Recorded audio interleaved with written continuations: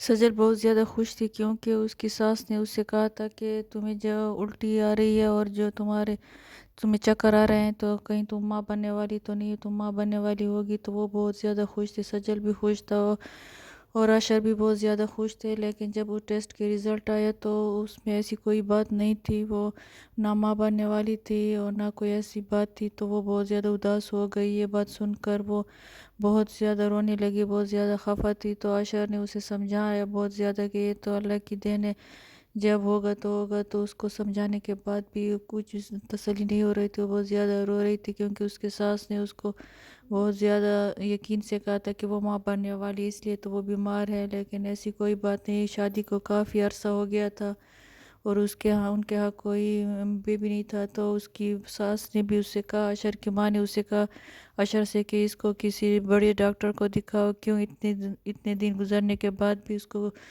कुछ नहीं हुआ और ना इसकी कोई प्रेगनेंसी है। और यहाँ पर जो फरीन है वो अपनी माँ को समझा रही थी कि तुम ऐसी खुश हो रही थी, ऐसी कोई बात नहीं थी, मैंने तुम्हें बताया भी था, तो तुम ऐसी ही खुशी पाल रही थी। तो वो कह रही थी मनहूस एक खुशी की तमन्ना थी, वो भी नहीं दी, कोई मनहूस किस्म की लड़की है। तो फरीन उसे कह रही थी कि हमारा भाई जो है वो बाहर काम कर रहा है, पैसे कमा रहा है, तो क्यों ना हम इसकी अशर की दूसरी शादी कर लेंगे और बहुत सारे लोग होंगे उससे शादी करने को।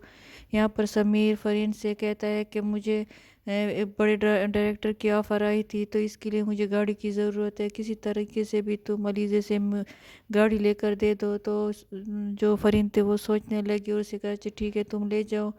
तो जैसे ही वो अलीज़े को पता चली, वो बेचारी बाहर निकली तो उसकी गाड़ी खड़ी नहीं थी। तो वो घर आकर बहुत ज़्यादा चीखी चिल्लाई और कहा, और फ़रीन से कहा कि तुम किस तरीके से तुमने मेरी गाड़ी क्यों दी उसको, ये वो मेरी गाड़ी थी।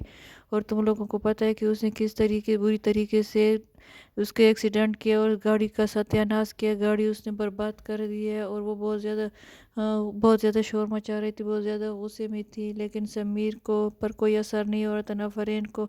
यहाँ पर अशर भी बहुत ज़्यादा खफा है क्योंकि वो उसको भी एक उम्मीद थी बच्चे की, लेकिन वो उसको कहीं भी नज़र नहीं आ रही थी। तो अलीज़ यहाँ भाग कर बाहर जाती, अपने गाड़ी की हालत